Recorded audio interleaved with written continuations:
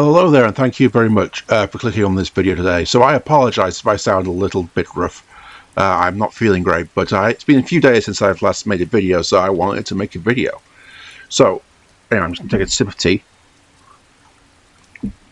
Oh, that's nice. So, we've talked about Reform and Nigel Farage quite a lot, because this is a very much an ongoing story. So, new reporting comes from the Times, part of their investigations into his financial arrangements and the financial arrangements of Reform UK. And what they've now revealed is that there was a secret deal in Reform UK about Farage's comeback, and this has started to unravel. And this has been reported initially by the Times, but it's been covered pretty much everywhere with regards to this. So let's go into the nitty-gritty of this and how is this important. So Nigel Farage secretly agreed to return as Reform leader months before the 2024 general election. This is according to investigation done by the Sunday Times. And this agreement is important because it directly contradicts his own account of when he decided to come back. So Farage is alleged to have negotiated a pact with Richard Tice, Reform's leader at the time, in March and April of 2024.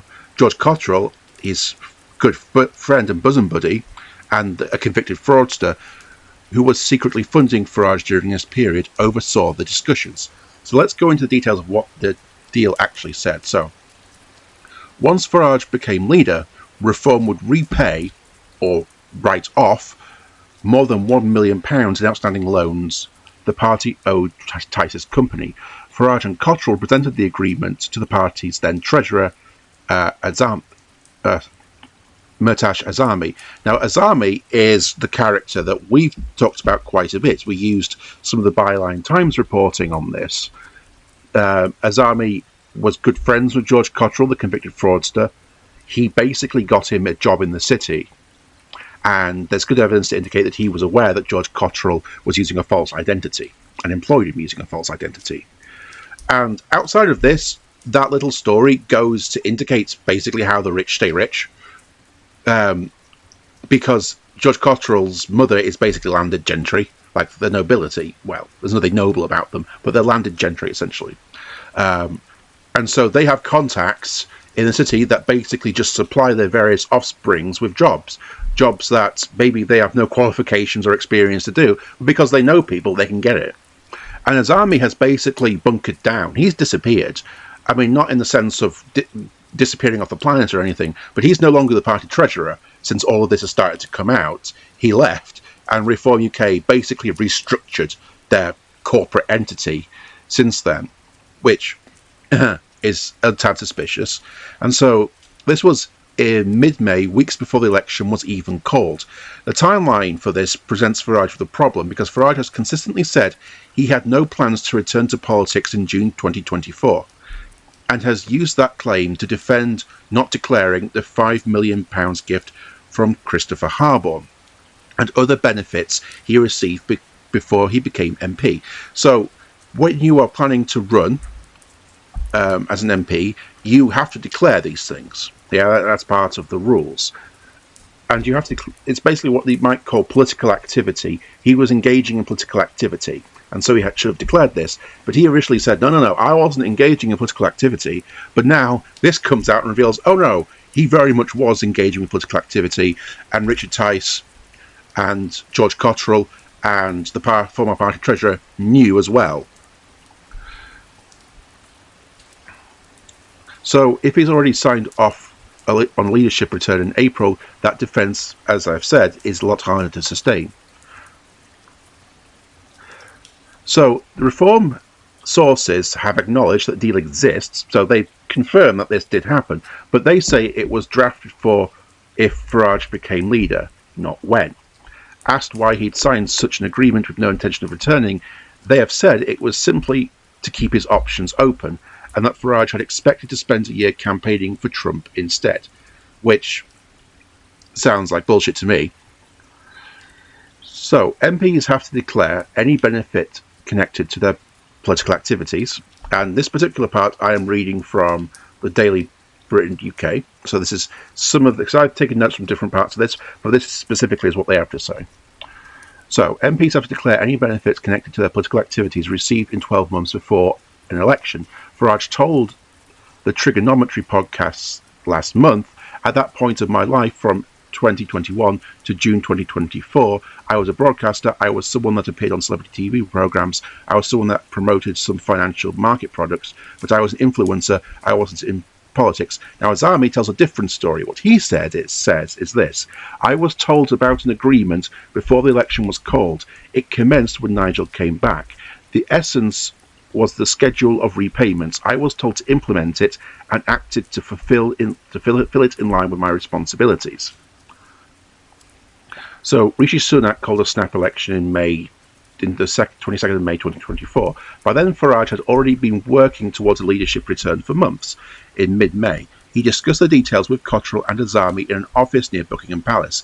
Azami, who first met Cotterill as a teenager, had been Reform's treasurer since 2019, but had drifted, spending much of his time in Dubai. Cotterill asked him to come back specifically because Farage was planning a comeback. Farage explained Azami would handle repaying and writing off the £1 million plus Tice had lent the party from his company since 2020. The money that had kept Reform's Ashby Dealers Zouk headquarters from running. Previously, those loans were interest-free, repayable upon request, and only if the party cash position allows. Farage now set out an actual schedule, regular six-figure instalments, or converting loans into donations, bringing the £1 million of debt down to zero over the following year. Almost nobody else in the party knew. Ben Habib, then Tice's then deputy, said he had no idea of the financial deals had been struck at the top of the party, and that his trust had been abused. When the election was called, Farage initially said he had been wrong-footed and wouldn't stand, saying instead he was going to spend time doing my bit for Tice's campaign. Days later, after pressure across the right, he announced on the 3rd of June he was back as leader and was standing Clacton. Tice was then demoted to deputy. A week after that, on the 10th of June, Reform paid Tice £200,000. And so the money trail actually gets murkier, and some of these details we've covered before, but I think it's worth repeating. So the same day Reform paid out £200,000, it also took £250,000 and then another £250,000 2 days later. On paper, that £500,000 came from Britain Means Business, one of Tice's other companies. In reality, immediately before those payments, Tice had received money from Fiona Cotterill, George's mother, who herself received a matching sum from her son via a crypto exchange days earlier. Those payments made before Reform's bank account was frozen, and it was frozen for suspicious activity reports that went to the National Crime Agency, and that are now part of Metropolitan Police's investigation. They also explained something that looked odd on its own: Tice giving and receiving six-figure sums from Reform on the exact same day. So when all of this started to come out, we knew about some of these payments, but it didn't really quite connect, which is why there was a lot of speculation about, is this just incompetence? Are these people just completely idiot? Are these people just utter idiots and don't understand how political party funding kind of works within the law? But no, it's perfectly clear. This was part of a very deliberate and systematic attempt to basically dodge the law. This was a criminal network. So, according to the party sources, officials didn't realise a serious mistake had been made until autumn 2024. Reform's first $200,000 repayment hadn't gone to Tice's investments. The company that had actually made the loan. It went to Tice's personal bank account instead, giving the Electoral Commission incorrect information went to Tice's personal bank account instead. Now, giving the Electoral Commission incorrect information is an offence. Reform denies breaking any laws and points out that Azami held responsibility for the party finances at the time. Party source officials wanted to correct the error and tell the regulator immediately, believing that it would treat it as an honest mistake. That correction never happened. They never, despite what they say, oh well, no, we wanted to reach out, they never actually did. Electoral Commission was never told the money had gone to Tice personally rather than his company. Reform and Thyssen Investments, which Tice owns, filed accounts saying otherwise. So they lied. whether it is incompetence or deliberate, they lied. Reform sources say Tice later then moved £200,000 from his personal account into his company account, effectively settling it. When exactly that happened isn't really clear. So Azami has, what he says is, I was told the payment had been made and relied on my staff. I included that in my own records to Electoral Commission. When I learned the money had been paid to a source other than the company, I tried to remedy the matter and notify the Electoral Commission, but was stopped. I was not allowed to make it right. So then we've got an admission from Azami saying, I wanted to correct this, but the powers that be said, don't. Okay, that's interesting. He left the party by February 2025, returning to his business career in Dubai following disagreements over how payments and invoices were being handled. So he's now gone. So as to what exactly Azami also knows is going to be interesting, because this guy, the party treasurer, who is no longer part of Reform, knows where the bodies are buried. So it'll be interesting to see if he talks more or is interviewed by the police or other people to see what else happened. So repayments to Thyssen, which is one of Richard Tice's companies, kept going as planned. Between January and April, Reform repaid Tice £270,000. In the same window, Fiona Cottrell donated to the party again, this time in her own name, and £250,000. Tice ended up receiving less than half the money back, £470,000, and writing off the rest, roughly £613,000 as retrospective donations. The balance Reform owed dropped to zero. Tice's company didn't get repaid. Why Tice's company didn't get repaid isn't really clear, and sources suggest the original plan had been to pay it back. Electoral Commission acknowledged that payments were misrecorded, saying Reform did not clearly register payments against previous loans. That reporting error led to at least one incorrect public record, and that it's amending our database to correct the information. And so let's kind of go into what kind of happens next. So, as we know, Farage stood down as Clacton's MP, and this was 48 hours after the Sunday Times revelations first came out, showing the extent of his relationship with Cottrell, the evicted fraudster, and is now standing as for re-election against Count Binface. So later this month, if he wins, he faces two separate investigations: the existing inquiry into the £5 million Harborne gift, and a new one in the undisclosed benefits from Cottrell, and that's not including the things being looked at by the National Crime Agency and the various other investigations into Reform UK in general and Richard Tice. If he's sanctioned for failing to declare either, he could be removed from the Commons entirely, triggering another by-election, which is one of the reasons why a lot of the other parties didn't actually stand anyone. Because if he is found guilty, which he could very well be, we could be having another by-election all over again. So at this point, it's like, what's the point in standing? Maybe you'll win, but we could be here again in like a few months' time. Farage has consistently dismissed scrutiny of his finances as irrelevant as partisan establishment stitch-up, which is part of his Trump and Reform's tactics in general, tactics that don't seem to be actually working particularly well. Because here's the thing, if all this information about them was untrue, they could sue quite easily. Libel law in the UK benefits the person bringing the case. And they have plenty, and Nigel Farage has plenty of rich buddies. We've quite literally seen that in the finances they've been trying to hide. So if any of this by the Times, or any of the investigation done by the Guardian, or any of the other investigations that have been done by the Byline Times, if any of this was untrue, they could very easily sue, and they haven't. Richard Tice has threatened it, but that's not materialised at all. And my guess is that they won't. Because, first of all, it's true. Second of all, even if they did sue, more details would probably come out, because the party that they would be suing would be able to subpoena witnesses, interview them, cross-examine them, and also would be able to subpoena more documents from them.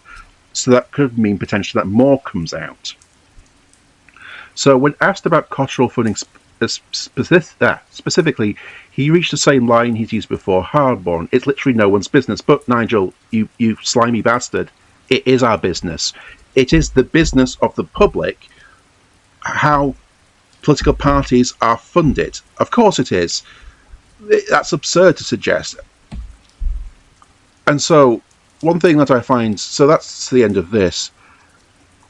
One thing that is interesting is that this attempt to kind of deflect has not really worked at all, in so much that actually not less, in so much a lot more has actually come out since Farage stood down and is now seeking re-election, where he's fighting against Count Binface and a host of far-right lunatics you've never heard of, essentially. And that attempt to try and delay these investigations haven't excuse me, haven't resulted in anything useful for him, because even though those investigations have been delayed, even more stuff has actually come out. So actually we have even more evidence than we did about his dodgy financial dealings as to when he's resigned. And it is the public's interest in how political parties are funded, and we do have laws, and in light of this, these laws should be changed. First of all, these huge donations that are being made, just the amounts are ridiculous, and there should be a limitation on what people can donate and how many times they can do it in a year. People donating like £250,000 is ridiculous. It should be, I don't know, like £100 for one person. You can only do it like once a year, because it's just an open invitation for rich bastards, big businesses, to basically buy the political parties that we have. It's just an open invitation for people to do it. And what we have seen is how there's a lot of murky moving money around from people, it going from Tice's companies back to him, and then to his companies to Reform UK, then back to his personal finances, or going back to his companies. There's a lot of moving money around, which is all incredibly suspicious, and that in of itself needs to be something that has to be changed and restricted. Like, you can't move money around between yourself and your business and then make those donations and then do the same thing again. It not only is it confusing, so it makes it a bit more difficult to establish where the money is actually coming from. But anyway, thank you very much for putting up with this video, with my little rant today. I hope you're doing well wherever you are, and I will catch you in the next video. So you have a good day. Bye bye.